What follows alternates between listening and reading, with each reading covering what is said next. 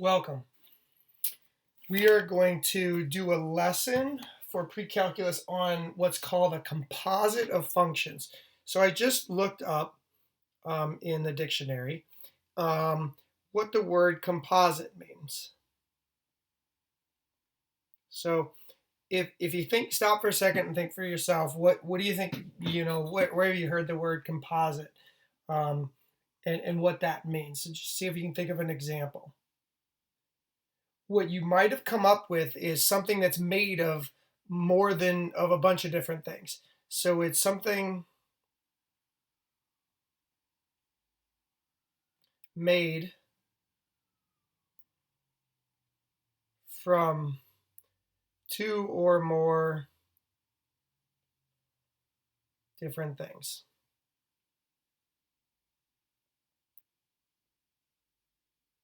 So as a skier, I downhill ski, and I have composite ski poles, and so they're made of, I think, both steel and carbon fiber. And so composite is sort of like, well, we're going to take these two materials and put them together and make something new. In math, composite of functions is really the same kind of thing. When you do a composite of functions, it's a new function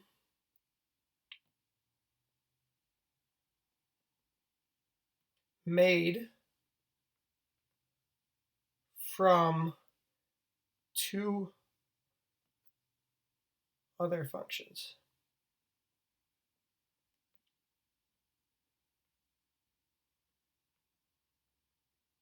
So if we take two functions and we kind of mush them together, squeeze them together, you might kind of say, okay, well, let's say we have a function f of x, just one function, so that's just the first function.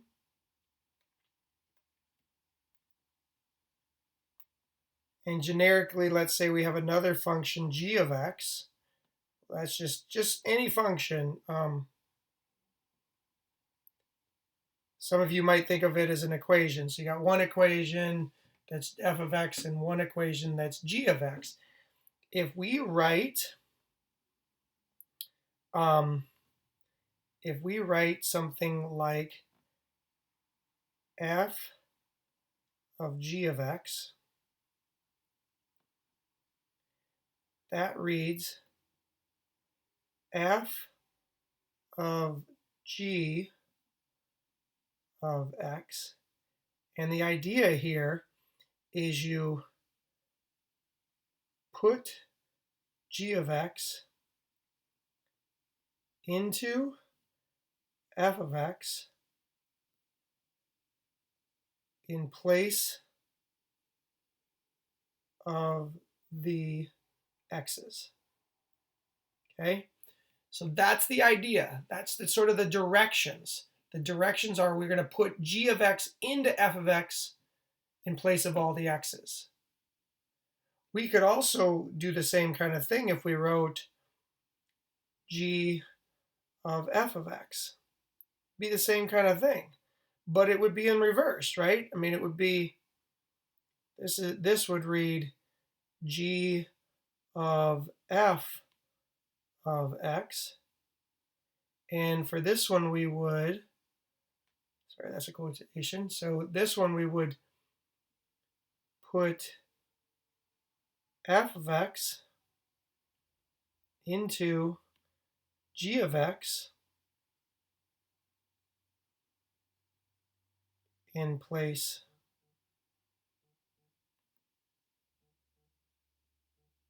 of the x's.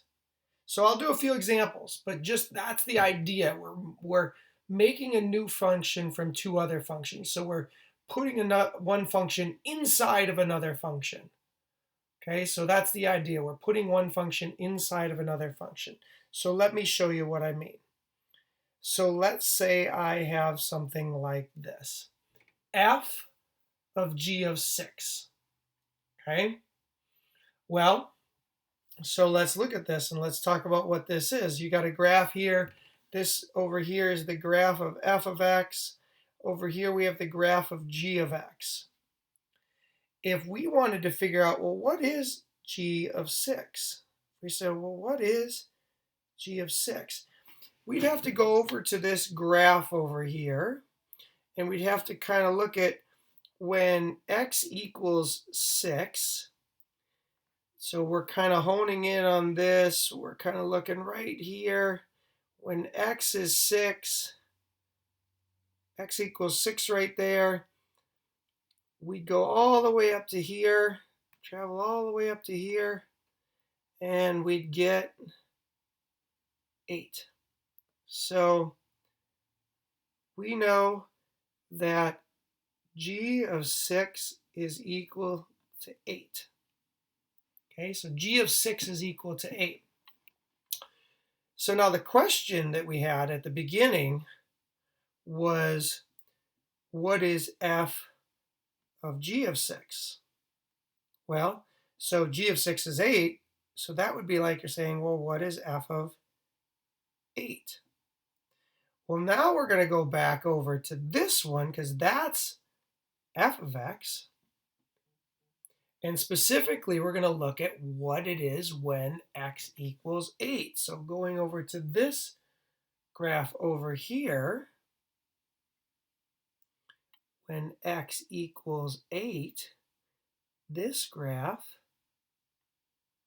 right here goes over, and notice that that point right there is -4.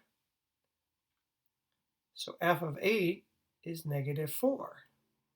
So to answer this whole question then, f of g of 8 is equal to -4. So if we put in sorry, not g of 8, g of 6. Sorry, this should be 6. If we put in g of 6 into f, what do we get? We get -4. We're inserting one function into another function. See if I have.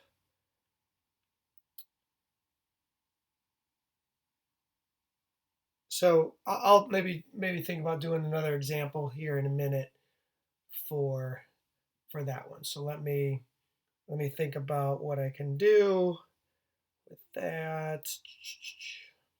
Let's see. I am going to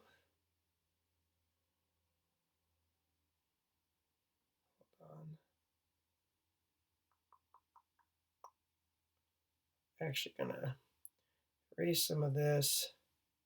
So if you needed that stuff, go back in the video and stop it, because what I'm going to do is I'm actually going to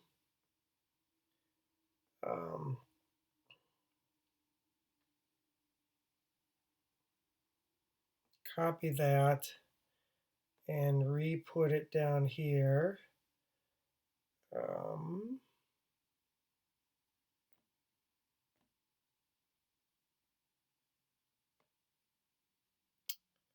thought this could make it bigger for me. Actually, I'm going to do this. I'm going to go up here. And so that was good for this one. Let me just do another example up here. So if you needed more than that one, let me just do another one. Let's say I ask you for, so instead of asking this, I ask, what is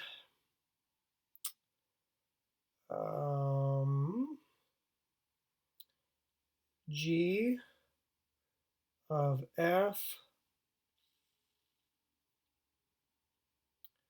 of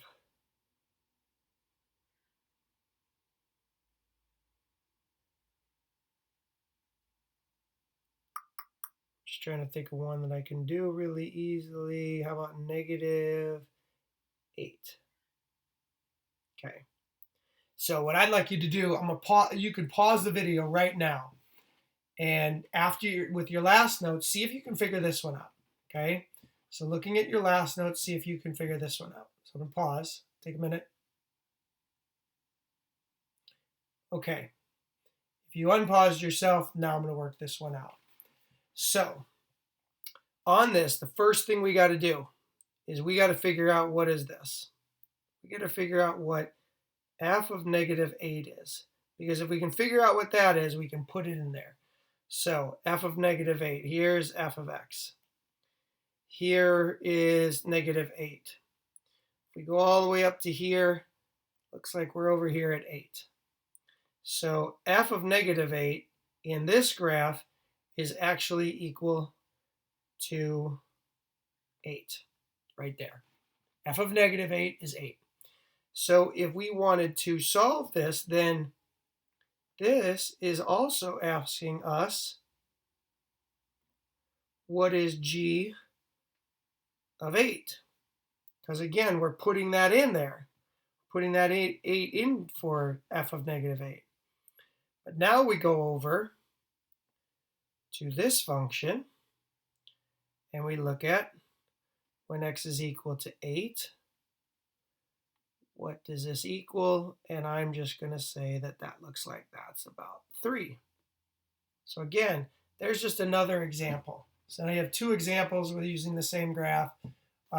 You'll have problems like this on delta math, where you'll have to do the composite of functions like that.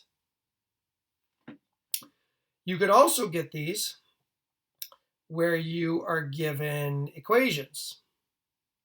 Okay? You're given equations. And so in this one, it's asking you, find the value of f of g of negative 1. Gives you that this is f of x, and this is g of x. So, first thing we have to figure out is, first we got to figure out what is f of negative 1. Well, so let's do that. F of negative 1 would be as if we would put negative 1 in for f. So 3 times negative 1 squared plus 5 times negative 1 minus 7. So we get 3 times 1, because negative 1 squared is 1, minus 5, because 5 times negative 1 is negative 5, minus 7. So we get 3 minus 5 minus 7. 3 minus 5 is negative 2, minus 7 is negative 9. So that's f of negative 1. All the way over, f of negative 1 is negative 9. So if f of negative 1, if this piece right here is negative 9, then what we can do with this is we can say, okay, well now we know that piece. So if we know g of f of negative 1, sorry, let me write this a little better, is the same as trying to figure out g of negative 9, because that's what f of negative 1 is. Then we put negative 9 in for g, so 2 times and g is right here, 2 times negative 9 plus 13. 2 times negative 9 is negative 18. Add 13 to it, and you get negative 5, and there's your answer. So that's another example, but it's again, we had to figure out what is that inside part, and then we'll put that in replace of it. So we're combining these 2 functions. We're making a composite of these 2 functions when x equals negative 1. Here's another example. Here we're asked for what is f of g of negative 2. So in order to figure this out, we really first need to figure out what is g of negative 2. G of negative 2, using the function g right there, is 3 times negative 2 squared plus 6 times negative 2 minus 2. So 3 times negative 2 squared is 4. So because negative 2 times negative 2 is 4. minus 12, because 6 times negative 2 is negative 12, minus 2. So this is 12 minus 12 minus 2, or negative 2. So that's g of negative 2. Okay, so it just happened to work out to be negative 2. So next, what we're going to do is if we are asked to find f of g of negative 2, but we know g of negative 2 is negative 2, we're really asked to find f of negative 2 also in this particular case. It worked out that they were the same value. Well, here is f. So we have negative 2 times negative 2 plus 14. So this is negative 4 plus 14, which if you do the arithmetic on that, oh, sorry, that should be positive 4. Because negative 2 times negative 2 is 4 plus 14. So together, that whole thing is 18. Again, now we're putting g of negative 2 in to f, and then figuring it out. The last one, a little generic. There's actually 2 of these. One of the things that you need to note is a little note over here. This notation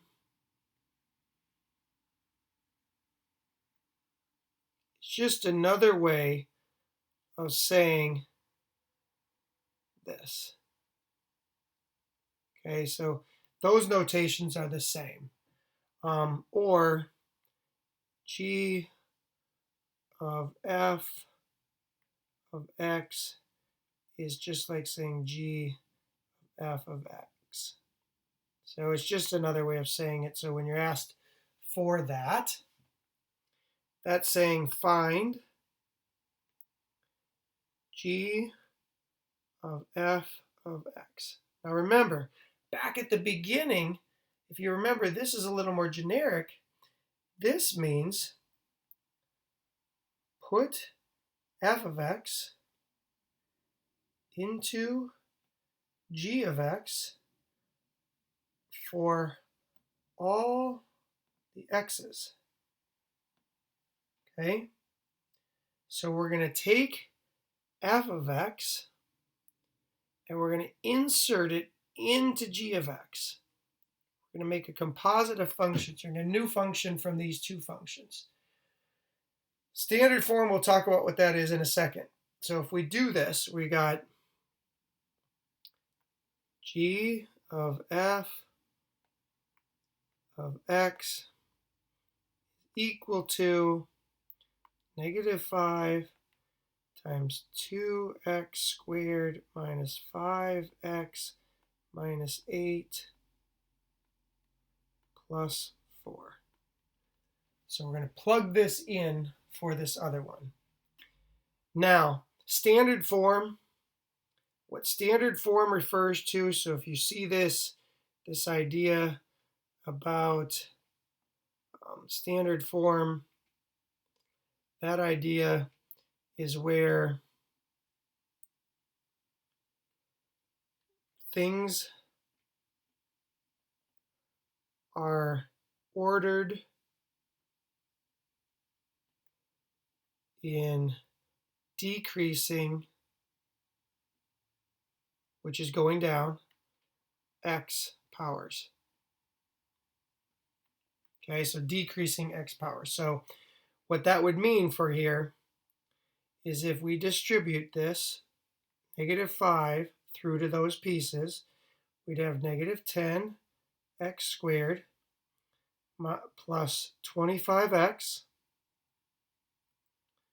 plus 40 plus 4. Combine like terms, and our answer is negative 10x squared plus 25x plus 44. And that's our answer. It's a new equation from the given 2 equations. It's a new expression from the given 2 expressions. It's a combining of them. It's a composite of those functions. One more example, and then you'll work on your delta math assignment. So this one is asking you to take g of x. So it's asking you for f of g of x. So if you're going to translate that into English, it would say put g of x into f of x for all the x's. So that's what we're going to do. We're going to take this function g of x and we're going to insert it into this function f. So if we do that, f of g of x is equal to negative 2 times 3x squared plus 5x plus 14, and then you got this plus 10 at the back.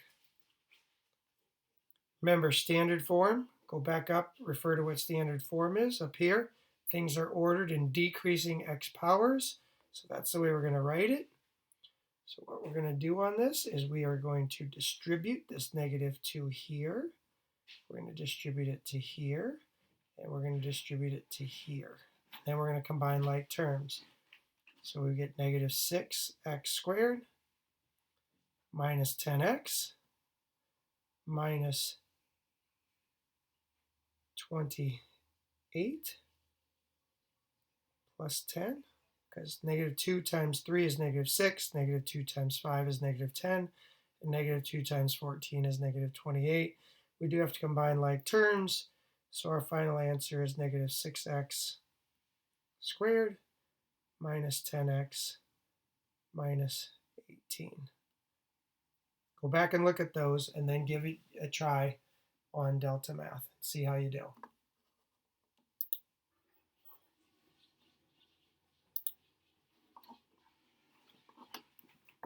Hi.